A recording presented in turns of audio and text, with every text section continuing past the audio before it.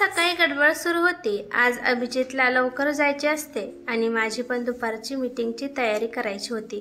मी पटापटा कामे आवरून घेतली। 9 वाजून गेले तरी शीलाचा पत्ता नव्हता। अभिजित पण आवरून तयार झाला। सॉरी अभि, शीला अजून आली नाही, त्यामुळे टिफिन रेडी नाही। मी पटकन तुझ्यासाठी काहीतरी टिफिन बनवते। अगं राहू दे राधा, मी काहीतरी मॅनेज करून बाहेर खातो, यू डोंट वरी। अरे अभि, ही शीला बघ ना कशी करते। तिला सांगितलं होतं मी की आज लवकर कामाला ये म्हणून, तरी पण हिने आज उशीर केलास। मला तर वाटतं हिला कामावरून काढावं आणि दुसरी कोणती तरी बाई लावावी। अगं राधा, असे का बोलतेस तू? काहीतरी तिची मजबुरी असेल, काहीतरी तिचं काम असं, पण शीला खूप मनापासून काम करते। तू असा तडकाफडकी कोणताच निर्णय घेऊ नकोस। बर, जातो मी आता, मला आता उशीर होत आहे। असं बोलून अभिजित ऑफिसला निघून गेला। इकडे राधाची चिडचिड व्हायला लागली। नेमक्या घाईच्या वेळी बरोबर उशिरा येतात ह्या बायका। स्वतःशीच पटबड रागाने बेडरूममध्ये गेली आणि बेडरूम आवरून बाहेर आली तर समोर शीला उभी। का ग इतका उशीर? काल एवढं बजावूनही आज तू उशीर आलीस? माझ्या सांगण्यामागे काहीतरी कारण असतं। माझ्या बोलण्याच्या निमूटपणे तोंड देत तिने खालील मानेने विचारलं, काय स्वयंपाक करू? तिला मेनू सांगून मी आंघोळ करण्यासाठी बेडरूममध्ये पळाले।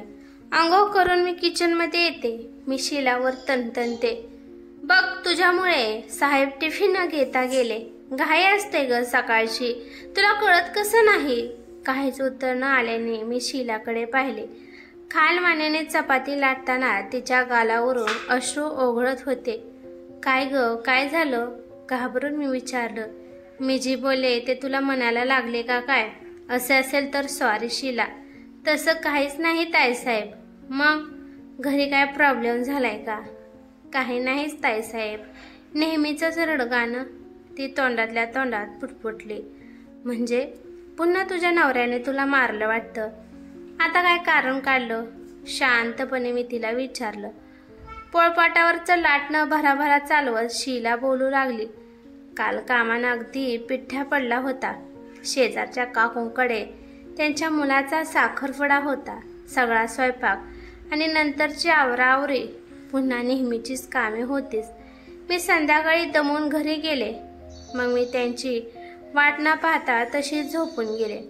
नवरा आल्यावर सासूबाईंनी मुद्दाम उठवले नाही। 12 वाजता हे आले, ते पिऊनच। घरी आल्या आल्या त्यांना जेवायला लागतं। मला झोपलेलं बघून त्यांचं डोकं फिरलं। त्यातच काहीतरी बोलून सासूबाईंनी आगीत तेल ओतलं। झालं, बदला सुटले मला। दिवसभर मी घरासाठी किती मरमर करत होते, ते गेले कुणीकडं? अचानक बांध फुटून शीला ओक्साबोक्शी रडू लागली। ताई, कधी कधी वाटतं कशासाठी जगती मी अशी, एकदाचं सगळं संपून टाकावं। तिच्या पाठीवरून हात फिरवत मी तिला धीर देत राहिले। थोड्याशा नाराज मनाने मी ऑफिसमध्ये पोहोचले। वेळेवर सुरू झालेली मीटिंग एकदम झकास पार पडली। राधा खूप छान, सरांच्या कौतुकांचे बोल झेलत मी रिलॅक्स झाले। डोक्यात मात्र शीलाचेच विचार घोळत होते। लंच टाइममध्ये आम्ही सगळे चेष्टा मस्करी करत टिफिन खात होतो। संगीताने बहुतेक आज डबा आणला नव्हता। संगीता अगं, खा ना आमच्या डब्यातलं, मी सगळ्यांच्या वतीने तिला म्हणाले। अगं नाही, माझा उपवास आहे आज, माझी नजर चुकवत राधा म्हणाली। दाल में कुछ तो काला है, मनातल्या मनात मी पुटपुटले। जेवण झाल्यावर मी अभिजितला फोन केला। अभि, अरे जेवायचं काय केलंस? मी कॅन्टीनमध्ये जेवलो राधा, काळजी करू नकोस, संध्याकाळी भेटल्यावर बोलो, आता जरा घाईत आहे। फोन ठेवून मी संगीताकडे निघाले। संगीता एकटीच टेबलापाशी मोबाईल घेऊन बसली होती। काय ग संगीता, काय प्रॉब्लेम आहे का? मी तिला काळजीने विचारलं। नेहमीचंच ग, उदासपणे संगीता म्हणाली। तुझं बरं आहे राधा, तुझा राजा राणीचा संसार आहे, आमचं तसं नाही। एकत्र कुटुंबात खूप घुसमड होते ग काही वेळा। आज जरा उठायला उशीर झाला। सासूबाई सकाळपासून नुसत्या बडबड आणि काय पण बोलत होत्या। आणि त्या रागात मी माझा डब्बा आणायला विसरले असं बोलून संगीता रडायला लागली. मी माझ्या टेबल समोरील खुर्चीत येऊन बसले. फाईल पाहता पाहता माझं मन भूतकाळात शिरलं. आमचे लग्न झाले त्यावेळी सासूबाई आणि सासरे दोन्ही पण नोकरी करत होते. सासूबाईचा अतिशय शांत स्वभाव, गोड बोलणं, ठरलेल्या त्यांच्या दिनक्रमात कधीच बदल घडत नसे. माझ्या नवऱ्यामध्ये सगळे तेच गुण उतरलेत. नकळत मी पुटपुटले. लग्नाला 6 महिने झाले आणि एके दिवशी संध्याकाळी आई माझ्या खोलीत आल्या. ऐक ना राधा, तुला पण जॉब करायचा आहे. पुण्यात आपला मस्त फ्लॅट आहे. तू आणि अभि तिकडे शिफ्ट होता का? का हो आई, माझं काही चुकलं का? रडवली होऊन मी म्हणाले. माझ्या चेहऱ्याकडे पाहून आई खळखळून हसल्या. अगं वेडे, अगं तुमचं नवीन लग्न झाले, मुलं बाळ व्हायच्या आधी काय हौसमौज आहे ते करून घ्या. अशा वेळी एकमेकांना समजावून घ्यायला एकांत लागतो जोडप्यांना. चालून नवीन घराचा ताबा मिळतोय तर राहा तिकडे, एन्जॉय करा नव्या नवलाईचे दिवस. मी मोहरून गेले. आम्ही पुण्याला शिफ्ट झालो. राजा राणीचा संसार सुरू झाला. आई आणि बाबाचा रोज फोन येई, पण 2-3 महिन्यातच आम्हा दोघांना पण आई बाबाशिवाय करमत नव्हते. प्रेमात सासरे, कोणाला चुकून सुद्धा एक वाईट शब्द न बोलणारे, ते तिकडे आणि आम्ही इकडे. हे काय आमच्या मनाला पटेना. एके दिवशी आम्ही सासूबाईंनी फोन लावला आणि अभि आणि मी असा निर्णय घेतला की आम्ही दोघं पण तिकडे तुमच्याकडे येणार आहे आणि ते पण कायमचे. पण त्यावर सासूबाई आणि सासरे म्हणाले की अरे बाळांनो, तुम्हाला आता तरी चांगली नोकरी लागली आहे, तुमचं वय आहे काम करायचं, एवढी मोठी चांगली संधी सोडून इकडे कशाला येत आहात? मी बाबांना म्हणाले, बाबा, आपल्या जीवाभावाचे माणसेच आपल्याजवळ नसतील तर या पैशाचं आणि या नोकरीचं काय करायचं आहे आपल्याला? मग मी म्हणाले, एक तरी तुम्ही दोघे इकडे या, नाहीतर आम्ही दोघे तिकडे येतो. ह्याच्यातील एकच निवडायला लागेल तुम्हाला. त्यावर बाबा म्हणाले, माझी अजून 1 वर्ष नोकरी राहिली आहे, तर तुम्ही इकडे काही येऊ नका. 1 वर्ष झाले ना आम्हीच तिकडे येऊ. असे बोलून बाबांनी आपला निर्णय सांगितला आणि तो निर्णय सगळ्यांना आवडला.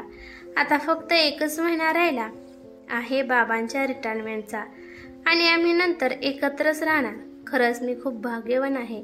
आईसारखे प्रेम करणारी मला अशी सासू आणि बाबांसारखे प्रेम करावे असे सासरे भेटले म्हणून.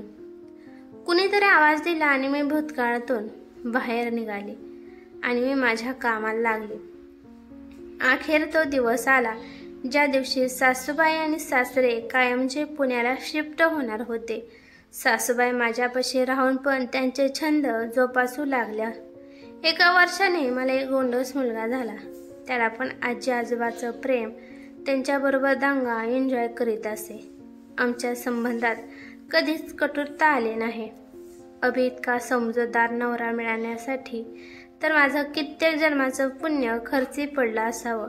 मी दमून आली असेल तर त्यांचं पटकन खिचडीला कुकर लावणं हे सगळे सासूबाई अगदी प्रेमाने करत होत्या. मी ऑफिसला गेले तर मागे माझ्या मुलाचा खूप छान सांभाळ करत असे. खरंच यांची सोने होणे इतकी आपली लायकी आहे का? नेहमी मला प्रश्न पडत असे. एके दिवशी आई आणि बाबा गावाला गेलेले असतात.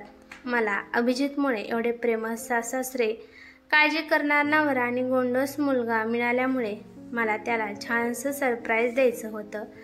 आज खुशीत दिसते एक मुलगी.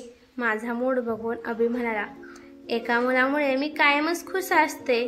त्याच्याकडे तिरका कटाक्ष टाकत मी म्हणाले आणि आम्ही दोघे एकदमच हसलो आणि मी त्याच्यासाठी कॅन्डल लाईट डिनर अरेंज केलं. हे पाहून अभि पण खूप खुश झाल्या. पण मी मध्येच त्याला म्हणाले, अरे एकदा आई आणि बाबांना फोन लावतो का रे आणि विचार बर कधी येणार आहेत म्हणून. अगं राधा, आई बाबा तर कालच गेलेत, येतील की 2-3 दिवसांनी. लयच चाललंय तुझं सासू प्रेम उफाळून. करतो उद्या सकाळी आईला फोन. मनापासून हसत अभि उद्गारला आणि अधीरतेने मी त्याच्या मिठीत शिरले. मित्रांनो, ही कथा कशी वाटली ते मला कमेंट करून नक्की सांगा. कथा आवडली तर लाईक शेअर नक्की करा आणि चॅनलवरती नवीन असाल तर चॅनलला सबस्क्राईब करा. धन्यवाद.